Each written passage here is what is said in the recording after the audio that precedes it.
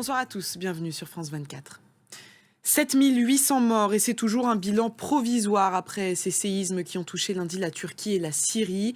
De nombreuses équipes de secours tentent toujours de trouver des survivants dans un froid parfois glacial selon les zones touchées. En Turquie, un deuil national a été décrété pour 7 jours. De nombreux Turcs commencent à exprimer leur colère contre le gouvernement. Ils estiment que la résistance des infrastructures est inégale dans le pays. L'aide internationale arrive petit à petit en Syrie et en Turquie. De nombreuses initiatives de solidarité ont été lancées en France pour soutenir les victimes des séismes. Et en Syrie, les sinistrés vivent dans la peur de nouvelles secousses. Les équipes de sauvetage sont quant à elles freinées par le manque de matériel, alors que le bilan humain continue de s'aggraver. Le récit de Nabia Makloufi aussi Brahim. Dans le reste de l'actualité, au moins 40 morts et des milliers de sinistrés au Pérou après des glissements de terrain. Cela s'est passé dans la région d'Arequipa, dans le sud du pays, près de la frontière avec le Chili.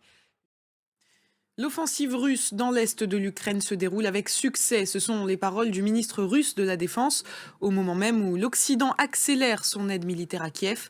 L'Allemagne a annoncé l'envoi d'au moins 100 chars Léopard dans les prochains mois. L'Ukraine s'attend à une attaque russe de grande ampleur. Les précisions de notre envoyé spécial à Mykolaïv, Elena Volochine.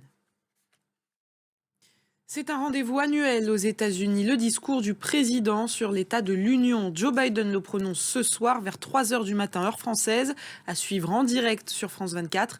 Il devrait notamment prôner des réformes fiscales et de la police. Les précisions de Nabia Makloufi aussi Brahim. Et on rejoint tout de suite notre correspondant à Washington, Mathieu Mabin. Bonsoir Mathieu.